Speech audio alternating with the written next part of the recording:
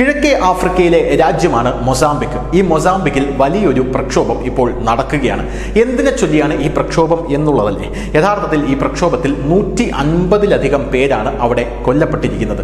ഈ വാർത്തയിലേക്ക് നമുക്കൊന്ന് വിശദമായി പോയിട്ട് വരാം. യഥാർത്ഥത്തിൽ രാജ്യത്തുടനീളം നടന്ന ഈ ആക്രമണത്തിൽ 150 പേർ മരണപ്പെട്ടു. അവിടെയുള്ള ഗുജറാത്തി മാളുകളും ഗോഡൌണുകളും ഇവർ കൊള്ളയടിച്ചു. ഈ ഗുജറാത്തി ഗോഡൌണുകളടക്കം ഇവർ കത്തിക്കുന്ന കാഴ്ചയാണ് നമുക്ക് കാണാനായിട്ട് സാധിക്കുന്നത്. ഇതിന് പിന്നിൽ ഒരു കാരണമുണ്ട്. അതായത് 2024 ഒക്ടോബർ 9 ഈ ദിവസം ഇവരുടെ നാട്ടിൽ, അതായത് ഈ രാജ്യത്ത് പ്രസിഡൻഷ്യൽ ഇലക്ഷൻ ആയിരുന്നു. ഇവരുടെ പ്രസിഡന്റിനെ തിരഞ്ഞെടുക്കുന്ന ദിവസമായിരുന്നു. ആ വിഷയം, അതായത് ഈ പ്രസിഡന്റിനെ തിരഞ്ഞെടുക്കുന്ന ഈ സംഭവം വിവാദങ്ങളിലാണ് ചെന്ന് കലാശിച്ചത്. അതായത് അവിടെ പ്രസിഡന്റ് സ്ഥാനാർത്ഥിമാരായിട്ട് ഭരണകക്ഷിയായിട്ടുള്ള ഫ്രീ ലെർമോ പാർട്ടിയുടെ സ്ഥാനാർത്ഥി ഡാനിയൽ ചാപ്പോ എന്ന് പറയുന്ന ഒരാൾ നിന്നിരുന്നു. പോരാത്തതിന് ഇയാൾക്കെതിരെ നിന്ന ഇയാളുടെ എതിരാളി വെനാൻസിയോ മൊണ്ടാലെ എന്നാണ് അയാളുടെ പേര്. 2 പേരുണ്ടായിരുന്നു. ഈ 2 പേരുടെയും ഇലക്ഷൻ റിസൾട്ടിൽ വന്ന ഒരു ആശയക്കുഴപ്പം ഇതിനെ നേരെ സുപ്രീം കോടതിയിലേക്ക് എത്തിച്ചു. സുപ്രീം കോടതി ഇതിൽ ഒരു വിധി പ്രഖ്യാപിച്ചു. അതോടുകൂടി ആക്രമണവും അവിടെ തുടങ്ങുകയായിരുന്നു. ഈ ഡാനിയൽ ചാപ്പോയെ, ഭരണകക്ഷിയായ ഫ്രീ ലാൻസോ പാർട്ടിയുടെ സ്ഥാനാർത്ഥിയായിട്ടുള്ള ഡാനിയൽ ചാപ്പോയെ സുപ്രീം കോടതി വിജയിയായി പ്രഖ്യാപിച്ചു. യഥാർത്ഥത്തിൽ ഡാനിയൽ ചാപ്പോയ്ക്ക് 65% വോട്ടും വെനാൻസിയോ മൊണ്ടാലയ്ക്ക് 24% വോട്ടും മാത്രമേ ഉള്ളൂ. സുപ്രീം കോടതി ഇത് കണ്ടിട്ടാണ് ഡാനിയൽ ചാപ്പോയെ, ഭരണകക്ഷിയുടെ സ്ഥാനാർത്ഥിയായിട്ടുള്ള ഡാനിയൽ ചാപ്പോയെ വിജയിച്ചതായി പ്രഖ്യാപിച്ചത്. ഇങ്ങനെ ഡാനിയൽ ചാപ്പോയെ വിജയിച്ചതായി പ്രഖ്യാപിച്ചത് യഥാർത്ഥത്തിൽ ഈ വെനാൻസിയോ മൊണ്ടാലയുടെ അണികൾക്കും അവിടെയുള്ള ബാക്കി ഇവരുടെ സന്തത സഹചാരികൾക്കും ഒന്നും ഇഷ്ടപ്പെട്ടില്ല. ഇവർ വമ്പൻ കലാപം അഴിച്ചുവിടുകയായിരുന്നു അവിടെ എന്നുള്ളതാണ് ഈ പല റിപ്പോർട്ടുകളിലും സൂചിപ്പിക്കുന്നത്.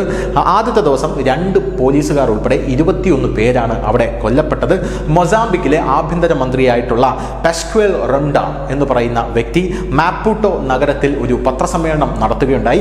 ആ പത്രസമ്മേളനത്തിൽ ഈ പാസ്ക്വൽ റൊണ്ട പറയുന്നത്, ഇപ്പോൾ ആക്രമണം നടത്തുന്ന ആളുകൾ എന്ന് പറയുന്നത് വെനാൻസിയോ മൊണ്ടെ എന്ന് പറയുന്ന എതിർ സ്ഥാനാർത്ഥിയുടെ സന്തത സഹചാരികളാണ്, ചാപ്പോയുടെ എതിരാളികളാണ്, അല്ലെങ്കിൽ എതിരാളികളുടെ അനുയായികളാണ് ഈ ആക്രമണത്തിനായി പ്രേരിപ്പിക്കുന്നത്. കഴിഞ്ഞ 24 മണിക്കൂറുകൾക്കകം അവിടെ 236 ആക്രമ സംഭവങ്ങളാണ് ഇപ്പോൾ രേഖപ്പെടുത്തിയിരിക്കുന്നത്, റിപ്പോർട്ട് ചെയ്തിരിക്കുന്നത്. അതിൽ 25 വാഹനങ്ങളാണ് ജനക്കൂട്ടം കത്തിച്ചിരിക്കുന്നത്. 1534 തടവുകാരാണ്, അല്ലെങ്കിൽ കൊടും ഭീകരരാണ് അവിടുത്തെ ജയിലുകളിൽ നിന്ന് ചാടിപ്പോയിരിക്കുന്നത്. 78 പേരെയാണ് അവിടെ അറസ്റ്റ് ചെയ്ത് സുരക്ഷ കർശനമാക്കാനായിട്ട് ഞങ്ങൾ ശ്രമിച്ചുകൊണ്ടിരിക്കുകയാണെന്നാണ് അവിടെ മൊസാംബിക്കിലെ ആഭ്യന്തര മന്ത്രിയായിട്ടുള്ള പാസ്ക്വൽ റൊണ്ട പറഞ്ഞിരിക്കുന്നത്. പോരാത്തതിന് ഈ ജയിലിൽ 2500 കുറ്റവാളികൾ മാത്രമേ ഉണ്ടായിരുന്നുള്ളൂ. അതിൽ 1534 പേർ ചാടി രക്ഷപ്പെട്ടു എന്ന് പറയുമ്പോൾ ആ കലാപത്തിന്റെ തീവ്രത എത്രത്തോളം ഉണ്ടെന്ന് നമുക്ക് മനസ്സിലാകും. 11 പോലീസ് പോസ്റ്റുകളും ജയിലുകളും ജനങ്ങൾ ആക്രമിച്ചു.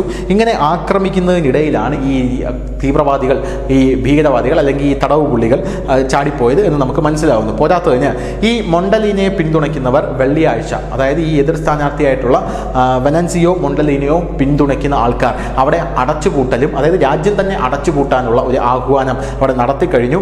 രാജ്യത്ത് ഇതിനു മുമ്പും ആക്രമണങ്ങൾ ഉണ്ടായിട്ടുണ്ടെങ്കിൽ പോലും ഇത് അതിഭീകരമായിട്ടുള്ള ഒരു പ്രക്ഷോഭമാണ് എന്നാണ് അവിടുത്തെ സർക്കാർ ഇപ്പോൾ വിലയിരുത്തുന്നത്. ചൊവ്വാഴ്ച രാത്രിയും അവിടെ വലിയ രീതിയിലുള്ള സംഘർഷാവസ്ഥ നിലനിന്നിരുന്നു. രാജ്യത്തെ തിരഞ്ഞെടുപ്പ് ബോഡി പ്രാഥമിക ഫലങ്ങൾ പ്രഖ്യാപിച്ചത് മുതൽ തിരഞ്ഞെടുപ്പിന് ശേഷമുള്ള ആക്രമണങ്ങളിൽ 150-ലേറെ പേരാണ് ഇപ്പോൾ അവിടെ മരണമടഞ്ഞിരിക്കുന്നത് എന്നാണ് റിപ്പോർട്ടുകളെല്ലാം തന്നെ സൂചിപ്പിക്കുന്നത്. News desk, news India Malayalam.